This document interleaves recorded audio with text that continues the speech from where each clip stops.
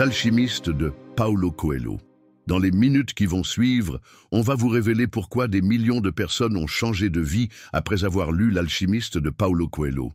Ce n'est pas qu'un simple livre, c'est une clé qui déverrouille les portes de votre destin. Et attention, cette vidéo pourrait bien changer votre façon de voir vos rêves pour toujours. Bienvenue à tous dans ce nouveau résumé approfondi. Aujourd'hui, nous allons explorer ensemble l'un des livres les plus marquants de la littérature contemporaine. Ce n'est pas simplement un roman, c'est une quête initiatique qui a transformé la vie de millions de lecteurs à travers le monde. Alors, installez-vous confortablement et commençons. Introduction, le contexte de la création de cette œuvre. Paulo Coelho a écrit L'alchimiste en 1988, s'inspirant de sa propre expérience spirituelle et de son parcours personnel. Initialement publié au Brésil, le livre a connu un succès modeste, avant de devenir un phénomène mondial, traduit dans plus de 80 langues et vendu à plus de 65 millions d'exemplaires. Ce qui rend ce livre si spécial, c'est sa capacité à parler à chacun d'entre nous, quelle que soit notre culture ou notre origine. Commençons par notre protagoniste, Santiago. Il n'est pas un héros traditionnel, pas un guerrier légendaire, ni un sage vénérable. C'est un simple berger andalou, un jeune homme qui aurait pu devenir prêtre comme le souhaitaient ses parents, mais qui a choisi une vie plus simple, guidé par son désir de voyager et de découvrir le monde. Cette décision, apparemment anodine, est en réalité le premier pas vers sa légende personnelle, bien qu'il ne le sache pas encore. Santiago passe ses journées à conduire son troupeau à travers les plaines d'Andalousie, lisant des livres quand il le peut, observant la nature, vivant au rythme des saisons. Sa vie est simple, mais il y trouve un certain contentement. Mais tout bascule à cause d'un rêve. Pas n'importe quel rêve, un rêve récurrent qui le visite chaque fois qu'il dort près d'une vieille église abandonnée où pousse un sycomore. Dans ce rêve, un enfant joue avec ses moutons avant de le prendre par la main et de le conduire jusqu'aux pyramides d'Égypte. Là, l'enfant lui parle d'un trésor, mais Santiago se réveille toujours avant d'en apprendre davantage. Ce rêve le trouble profondément, non pas tant par son contenu que par sa récurrence et la sensation persistante qu'il contient un message important. C'est ici que notre histoire prend véritablement son envol.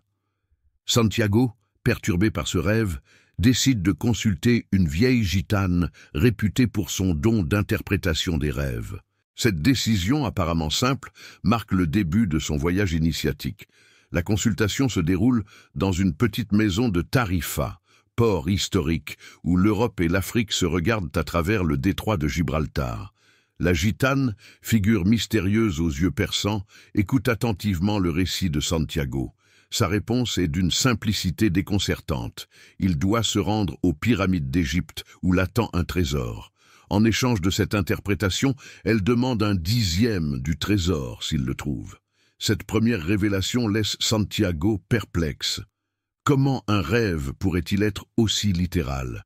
N'y a-t-il pas un sens plus profond, une interprétation plus symbolique? Alors qu'il médite sur cette question, assis sur un banc de la place principale de Tarifa, survient une rencontre qui va changer sa vie. Un mystérieux vieillard qui se présente comme Melchisédek, le roi de Salem. Ce personnage énigmatique est la première figure véritablement initiatique du récit. Il introduit Santiago à des concepts qui vont devenir fondamentaux dans son voyage. La légende personnelle et les signes. La légende personnelle, explique Melchisédek, est ce que chacun a toujours désiré accomplir. Quand tu désires quelque chose, tout l'univers conspire à te permettre de réaliser ton désir. Cette phrase, qui deviendra l'une des plus célèbres du livre, résume l'essence même de l'enseignement de Melchisédek. Le roi offre à Santiago 2 pierres, Urim et Thummim, l'une noire et l'autre blanche. Ces pierres doivent l'aider à lire les signes dans les moments de doute. Mais plus important encore, Melchisédek lui enseigne que l'univers parle un langage universel, accessible à tous ceux qui sont prêts à l'écouter. Les signes sont partout pour qui sait les voir. Dans le vol des oiseaux, dans le souffle du vent, dans les petits détails du quotidien que nous négligeons trop souvent. Armé de ces nouveaux enseignements et des pierres magiques, Santiago prend une décision qui changera sa vie. Il vend son troupeau et embarque pour l'Afrique. La traversée du détroit de Gibraltar est plus qu'un simple voyage maritime. C'est le passage symbolique vers l'inconnu, le moment où le héros quitte son monde familier pour s'aventurer dans l'inconnu. L'excitation de l'aventure se mêle à l'appréhension, créant ce mélange d'émotions caractéristiques des grands départs.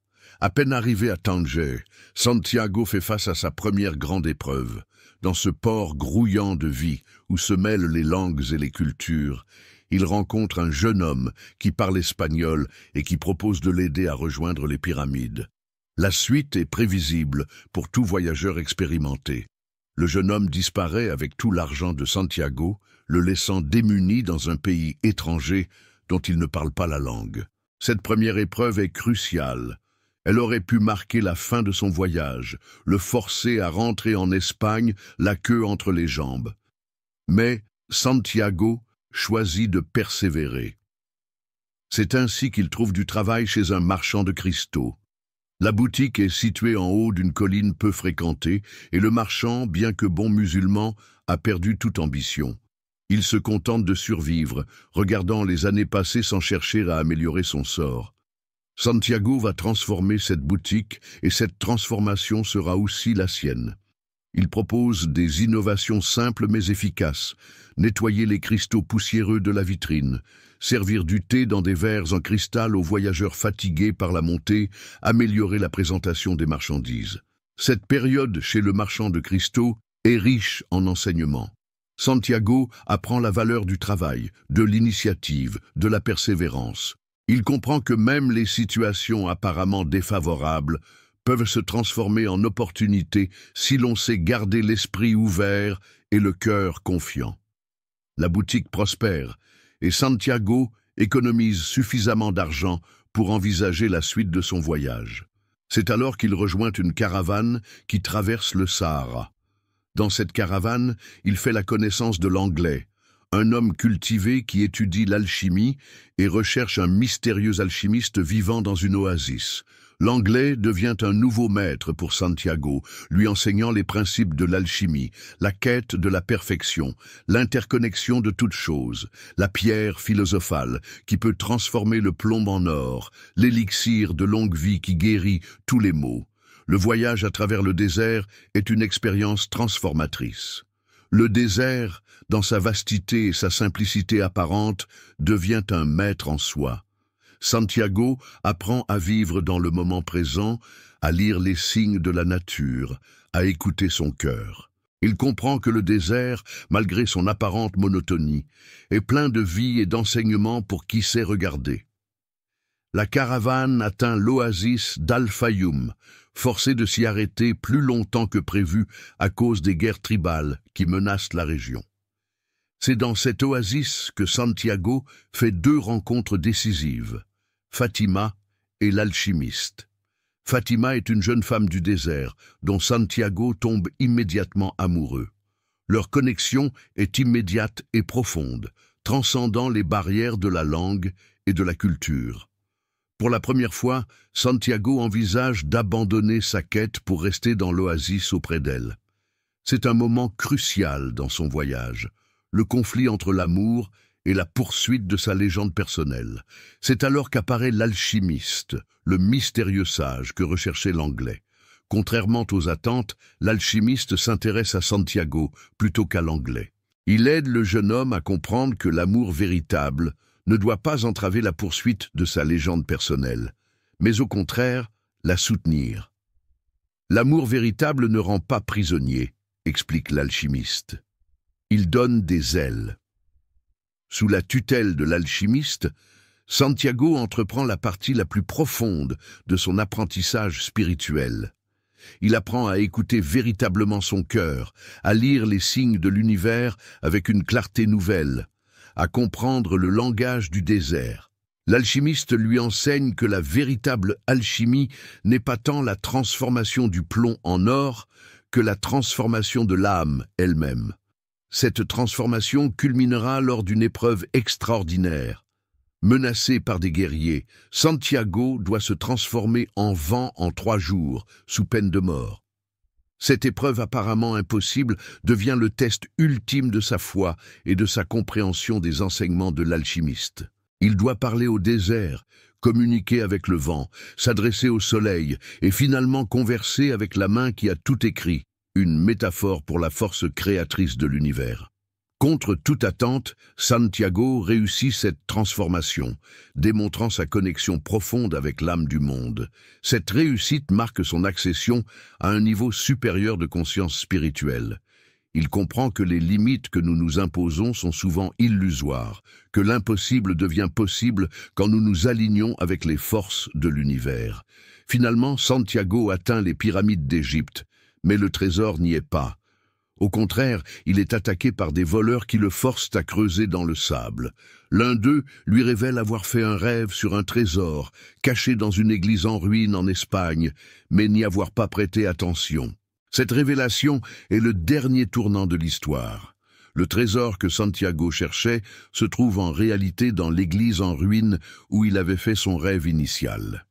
Ce qui pourrait sembler être une cruelle ironie du sort est en réalité la plus grande des leçons. Le voyage était nécessaire, non pas pour trouver le trésor, mais pour que Santiago devienne l'homme capable de le comprendre et de l'apprécier. Chaque épreuve, chaque rencontre, chaque apprentissage l'a transformé, l'a préparé pour ce moment de compréhension ultime. Santiago retourne en Espagne, enrichi non seulement par la perspective du trésor matériel, mais surtout par la sagesse acquise durant son voyage. Il comprend que le véritable trésor réside dans la transformation qu'il a subie, dans l'amour qu'il a trouvé avec Fatima, dans la connaissance de soi qu'il a acquise et dans sa compréhension du langage universel. Conclusion. L'alchimiste nous livre ainsi plusieurs enseignements profonds sur la nature de la vie et de la quête personnelle. D'abord, chacun de nous a une légende personnelle à accomplir, un destin unique qui nous appelle. Les obstacles sur notre chemin ne sont pas des échecs, mais des étapes nécessaires de notre apprentissage. L'univers parle un langage universel que nous pouvons tous comprendre si nous apprenons à écouter notre cœur et à lire les signes. L'amour véritable, nous enseigne le livre, ne nous enchaîne pas mais nous libère. Il fait partie intégrante de notre légende personnelle. Et parfois, ce que nous cherchons au bout du monde se trouve en réalité tout près de nous. Mais nous avions besoin de faire le voyage pour le découvrir. Paulo Coelho nous rappelle que la vie elle-même est une forme d'alchimie, où nos expériences et nos épreuves nous transforment, comme le plomb en or, en version meilleure de nous-mêmes. Le véritable travail alchimique n'est pas la transformation des métaux, mais la transformation de l'âme. L'histoire nous encourage à écouter nos rêves, à avoir le courage de les suivre et à faire confiance aux signes que l'univers place sur notre chemin. Car comme le dit si bien l'alchimiste, quand une personne désire réellement quelque chose, tout l'univers conspire à l'aider à réaliser son rêve.